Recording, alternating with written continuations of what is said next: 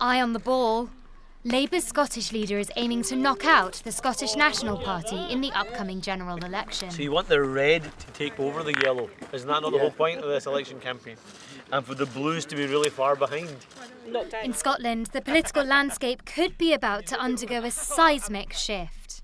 Well, since really 2007, when the SNP first came to power in Scotland, the political system has been very dominated by them for a very long time, and also by the issue of Scottish independence. This election going to be looking like it's going to produce a rather different result, and there's a good chance that for the first time in a very long time, Labour are going to take the most seats in Scotland again. My friend, Keir Starmer.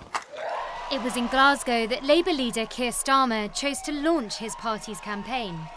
A signal that Labour believe they're about to stage a comeback north of the border.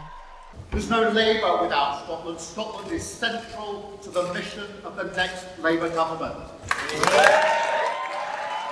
Back when Tony Blair was Prime Minister, at least 40 of Labour's MPs were from Scottish seats, a crucial part of their majority. But at the last election, just one Labour MP was elected.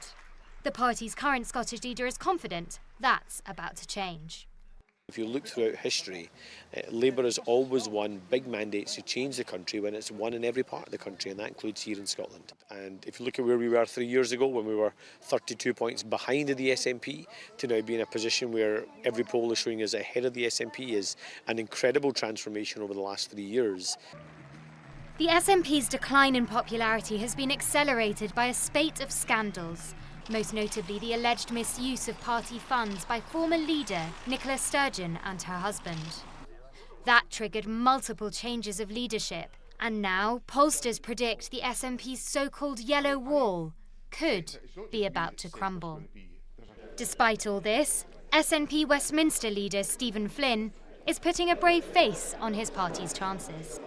So we know it's all to play for, and when it's all to play for, what you need to do is be confident about your message, and we are very confident about our message under John Swinney's leadership.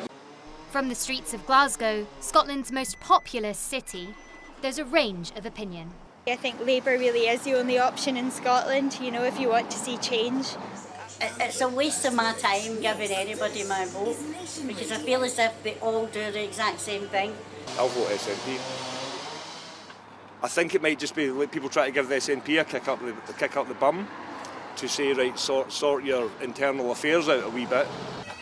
Independence has long dominated the agenda north of the border. And despite the SNP's woes, it could still affect the 2026 Scottish parliamentary vote. While it seems as though the tide is about to turn in Scotland, it may be too early to count out the SNP and Scottish independence for good.